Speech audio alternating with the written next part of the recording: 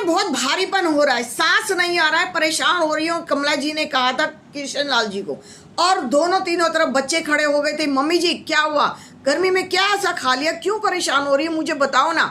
कमला जी ने कहा मेरी तो कुछ समझ में नहीं आ रहा, रात को शायद चावल खाए हैं, या तो वो दिक्कत हो गई है, या दिन में छोले खाए हैं वो दिक्कत हो गई है, कैसा क्या खाया मुझे कुछ समझ नहीं आ रहा।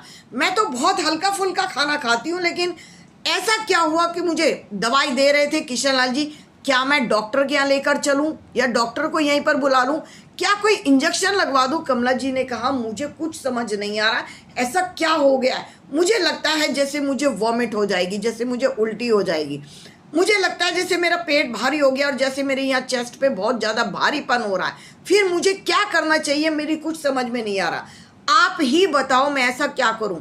किशन लाल जी ने कहा जरा खड़ी हो जाओ और खड़ी होकर 2-4 कदम टहलो। ऐसा भी तो है तुम गर्मी में घर से बाहर निकलती नहीं हो, घर भी तो कितना सा है, 100 गज का 150 गज का, इसमें कहाँ टहलना होता है। सारा दिन तो बेड पर बैठे रहते हैं, खाना खाया फिर बेड पर बैठ गए, सोना है तो बेड पर बैठ गए, चलना फिरना कहाँ है तुम्हारा आजकल। जैसे जैसे उम्र बढ़ रही है तुमने चलना फिरना छोड़ दिया है। बराबर में पार्क है फिर भी तुम उसमें नहीं जाती हो। मैं तुम्हें बार बार कह रहा हूँ अपनी गली में ही घूम लिया करो। कैसे घूम लूँ, गली में इतना ट्रैफिक है, इतना ट्रैफिक है कि मुझे डर लगता है कि ये मेरे पैर के ऊपर से मोटरसाइकिल चढ़ा कर ले जाएंगे। गलियों में कहीं जगह बची है क्या, इतनी गाड़ियाँ कि घुटने का दर्द खत्म नहीं होगा, सिर का दर्द बढ़ जाएगा। इतना हॉर्न बजते हैं यहाँ पे, ऐसे लगता है कि सब लोग जैसे परेशान हैं। तो आप ही बताओ भाग्यवान मैं क्या करूं, मुझे तो कुछ समझ में नहीं आता है। तभी रोहित बाहर से आया था। रोहित ने कहा मम्मा क्या हुआ आपको।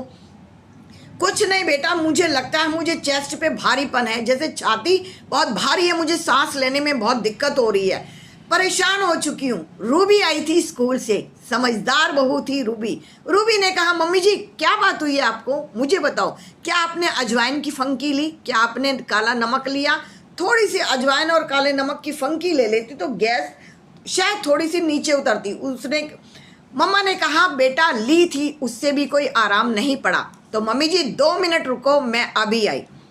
रूबी लेकर आई थी लाहौरी जीरा, इसके अंदर काला नमक अजवाइन और सब कुछ इसके अंदर भूनकर मसाले से तैयार किया गया है।